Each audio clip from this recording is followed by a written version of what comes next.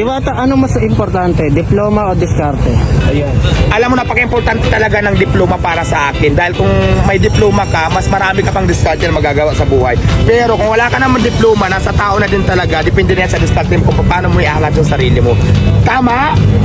Oo, tama na naman ako.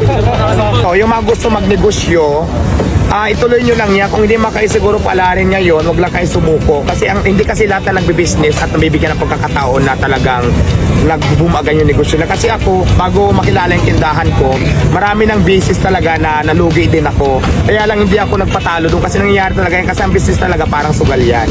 Win or lose ka dyan. Pero sa bawat talo mo, bawat pagkatalo mo sa negosyo, hindi mo dapat iniisip na huwag ka na magnegosyo. Kasi di ba, ang swerte kasi talaga biglang dumating yan sa tao. Kung hindi pa nga para sa iyo, hindi pa para sa iyo.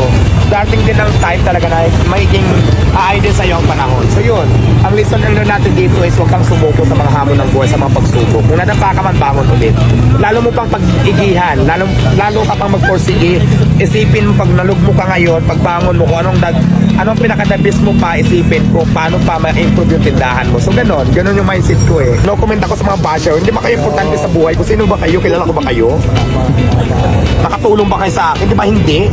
Bukod sa gusto nyo akong hilahin pa ba, may tulong pa ba kayo? Di ba wala? So bakit kayo intindihin? Basher is basher. I don't care. Sino ba kayo?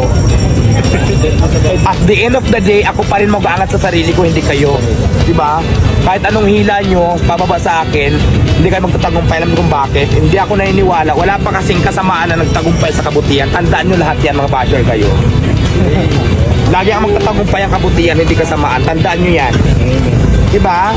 Tama ba ako? Tama. Ulitin ko, walang nagtagumpay na kasamaan sa kabutihan. Tama? Ay mahina, walang boses. Tama ba?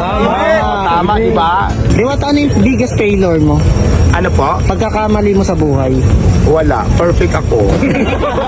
Wala akong nakita nagkamali ako. Parang feeling ko napaka-perfect ko. Ano po nakikita mo sa business 5 years from now? Ang nakikita ko, parang feeling ko lang 5 years from now, parang gaganda na ako sa loob ng 5 taon. Yun ang parang yan ang napapansin ko, parang gaganda talaga ako sa loob.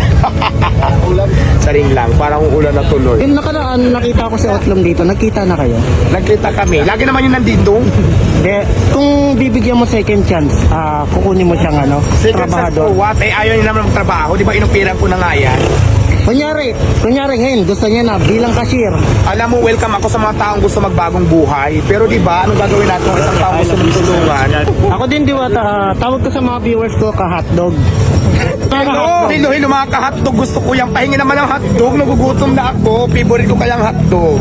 Invite mo naman sila. Ayan sa lahat ng mga ka-hotdog, kung gusto nyo mag-hotdog, charing lang. Gusto nyo kumain ng Paris, kung nandito pa rin tayo sa Pasay City, so open tayo for 24 hours.